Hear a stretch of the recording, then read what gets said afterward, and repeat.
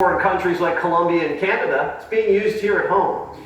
There was a Friday night mini massacre at the FBI where Trump fired dozens of prosecutors and FBI agents, but permanent Washington isn't just rolling over. New York's top FBI agent sent an email telling his staff to dig in after Trump started cleaning house. We'll see what that looks like.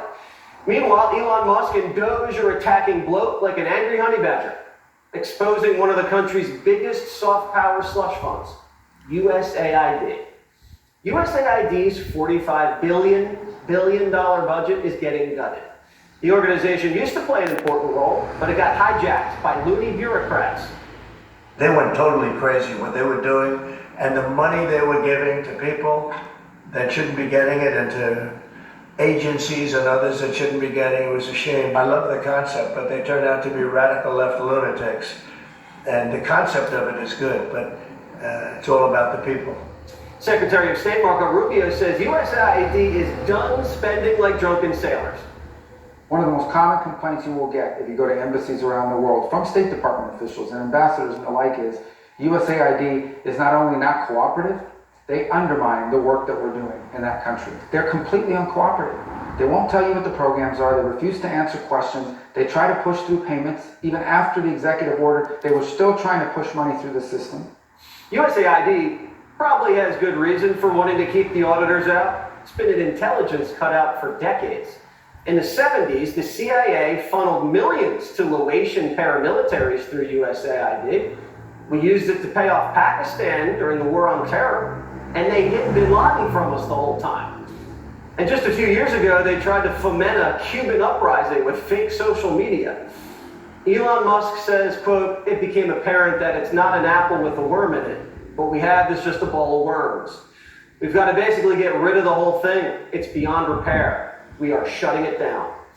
Wait till you hear about all this crazy pet project stuff they have. Ready? $2.5 million to promote DEI in Serbia, a transgender opera in Colombia, a DEI musical in Ireland, and a trans comic book in Peru. Oh, and $40 million to fund gain of function in Wuhan. Now that Doge is getting rid of crooked pet projects, Democrats are melting down. We are witnessing a constitutional crisis. We talked about Trump wanting to be a dictator on day one, and here we are. I want to apologize. I want to say I'm sorry that you have to put up with this offensive coming out of this White House. If you want to know how an unelected shadow government operates, look no further than Doge. We are living a nightmare created by Donald Trump and Elon Musk, and we need to wake up. They are seizing the tools you need for a coup. Democrats couldn't muster any emotion for funding hurricane victims. They spent years on the sidelines while Americans suffered under Bidenomics, but you take one trans-Peruvian comic book and they lose their mind.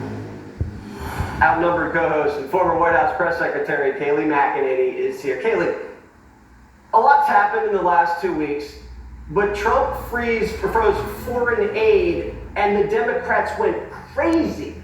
Why is that?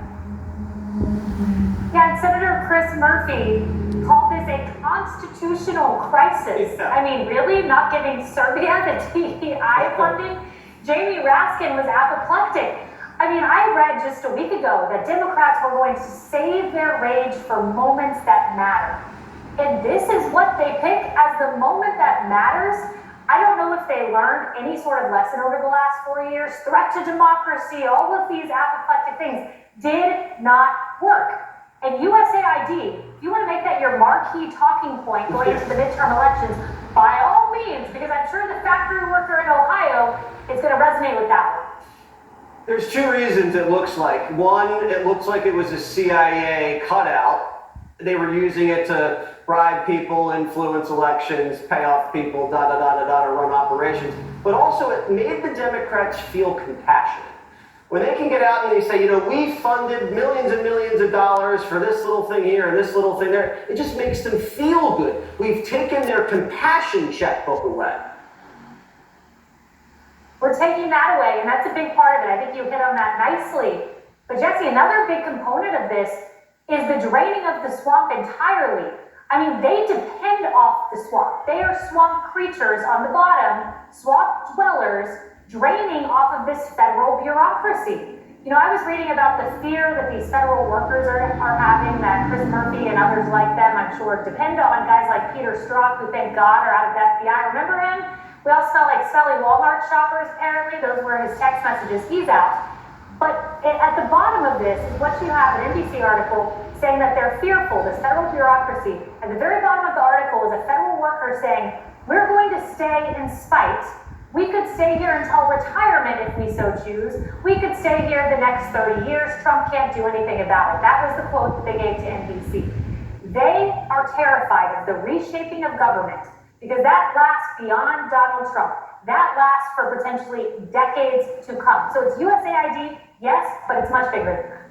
Yeah, this went to their nonprofits, their little charitable organizations, their institutes, their institutions, all the people that give them stuff, that book their travel, that do their trips, that pay for this and that, and they take them to... That's all gone. Their little pay-for-play, behind-the-scenes apparatus is getting dried up, and usually it has to do with self-preservation. That's when Democrats get so exercised. Kaylee, great to see you. Sorry we won't be able to Thanks, Jesse. read that